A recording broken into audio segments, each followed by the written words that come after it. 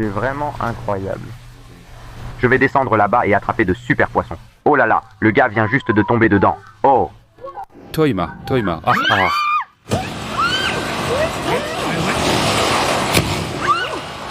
Il y a des villes qui, en un instant, semblent avoir été englouties par la Terre.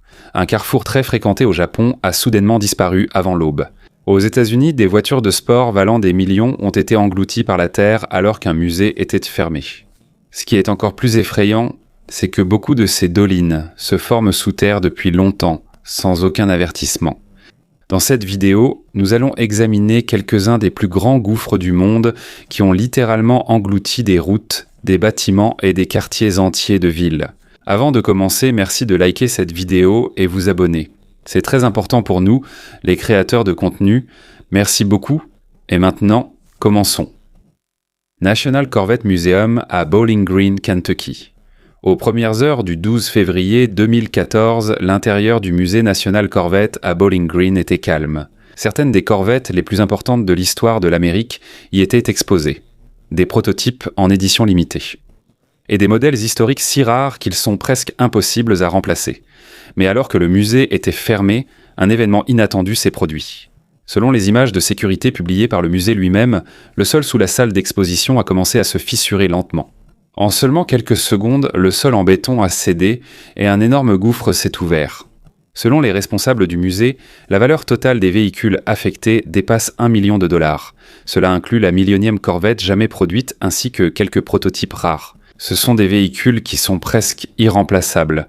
Les enquêteurs ont découvert que l'endroit se trouvait en fait au-dessus d'un paysage karstique. Cela signifie qu'il y a beaucoup de calcaire sous la terre, qui se dissout facilement lorsqu'il est exposé longtemps à l'eau souterraine. Au fil des nombreuses années, une cavité s'est progressivement formée juste sous le musée, jusqu'à ce que le sol ne puisse plus supporter le poids au-dessus. Après l'incident, certaines corvettes ont été restaurées, d'autres n'ont été laissées à l'état d'épave. Dans le cadre de l'exposition, cela reste encore aujourd'hui l'une des attractions les plus visitées du musée. Fukuoka, Japon, 8 novembre 2016. Vers 5 heures du matin dans la ville de Fukuoka. Près de la gare de Hakata, l'un des centres de transport les plus fréquentés du sud du Japon, une grande partie de la route s'est soudainement effondrée. En quelques minutes, un carrefour entier à 5 voies a été englouti par un énorme gouffre. Selon les rapports des médias japonais, ainsi que des médias comme Reuters et la BBC, à ce moment-là, le trou mesurait près de 30 mètres de long et environ 15 mètres de profondeur. Les conduites d'eau et les canalisations d'égouts ont éclaté, remplissant rapidement la fosse d'eau. L'électricité a également été coupée dans certaines parties de la zone, tandis que les conduites de gaz et les lignes de communication ont été affectées. On peut voir dans la vidéo virale qu'il y a comme un énorme cratère d'explosion au milieu de la ville. Certains bâtiments au bord du gouffre ont légèrement bougé, ce qui a surpris tout le monde dans la maison. À cause de cela, on a craint qu'un autre effondrement ne se produise. Selon les responsables de la ville, il est possible que l'incident soit lié au projet de construction du métro sous la zone.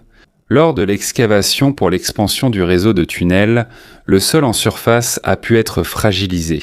Ce qui a surpris de nombreux pays, c'est la rapidité avec laquelle le Japon a réparé toute la zone.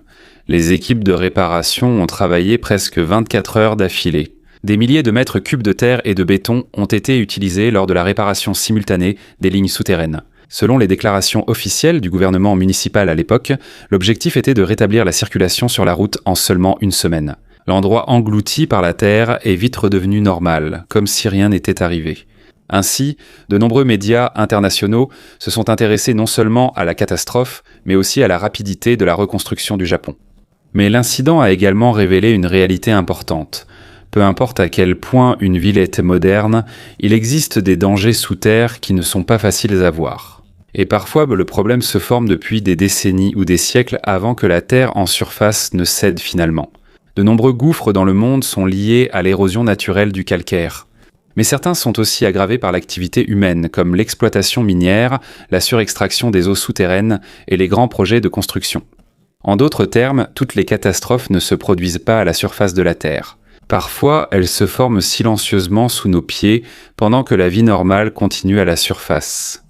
Puebla, Mexique 2021.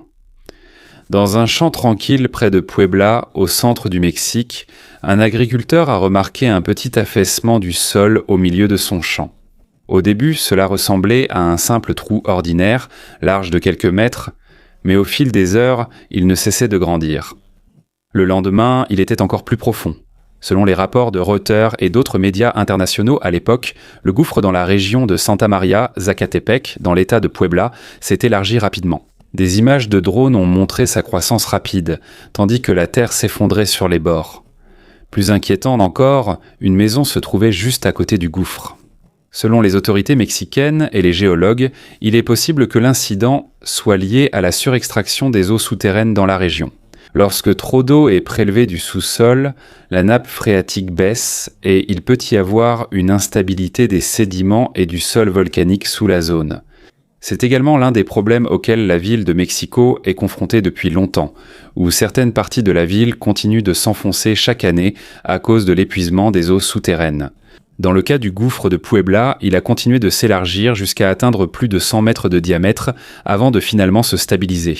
Aujourd'hui, ce qui était autrefois un champ ressemble maintenant à un petit lac. Guatemala 2010.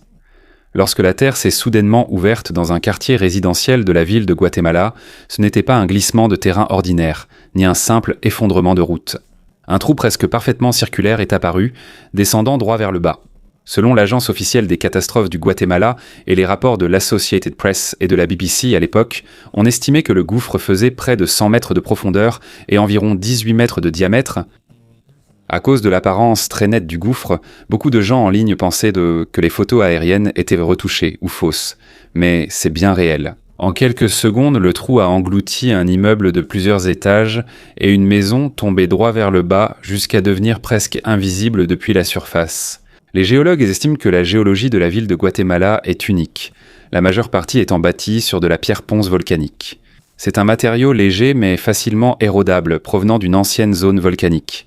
Sous la ville, il y a d'anciens systèmes d'égouts et de drainage, parfois endommagés.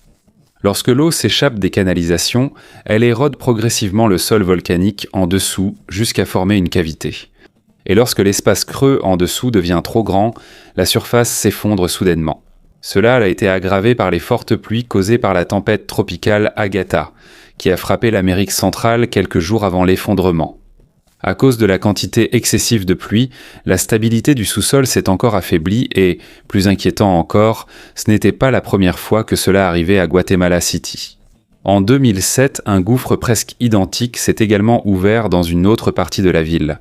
Après cela, certains géologues avaient déjà mis en garde contre l'état de l'infrastructure souterraine de la ville.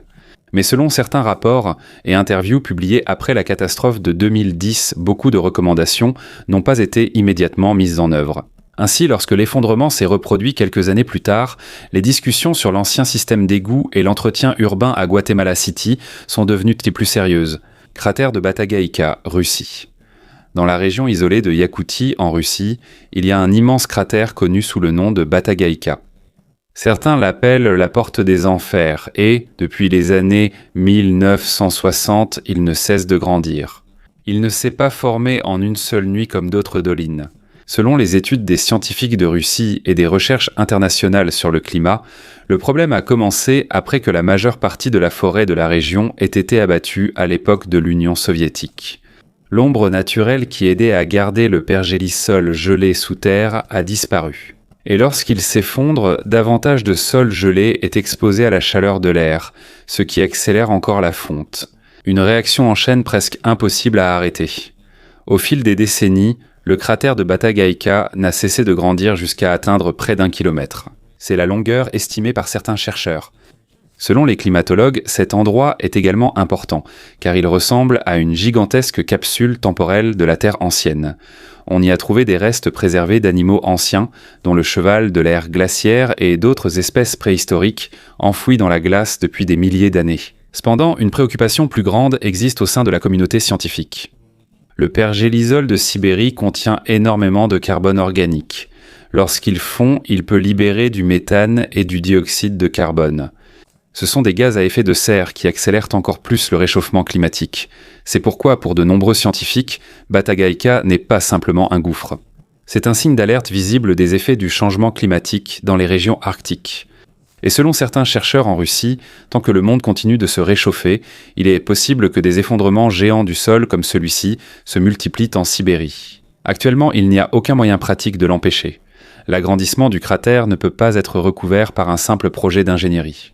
Et il n'est pas non plus facile de ramener le pergélisol à son état gelé d'origine une fois qu'il a fondu. Avec le temps, la blessure sur la Terre s'élargit encore plus. Et à chaque partie de glace qui disparaît, de plus en plus de fragments du monde ancien refont surface, alors que les fondations mêmes de l'Arctique commencent aussi à céder.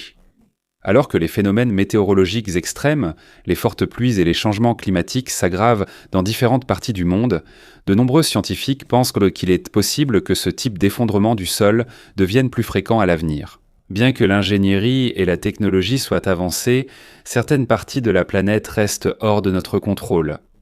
Car parfois, les catastrophes les plus dangereuses ne viennent pas du ciel ou de la mer, mais se forment silencieusement juste sous nos pieds. Et ce sont là quelques-uns des incidents de gouffres les plus surprenants, où une partie du monde a littéralement été engloutie juste devant les gens.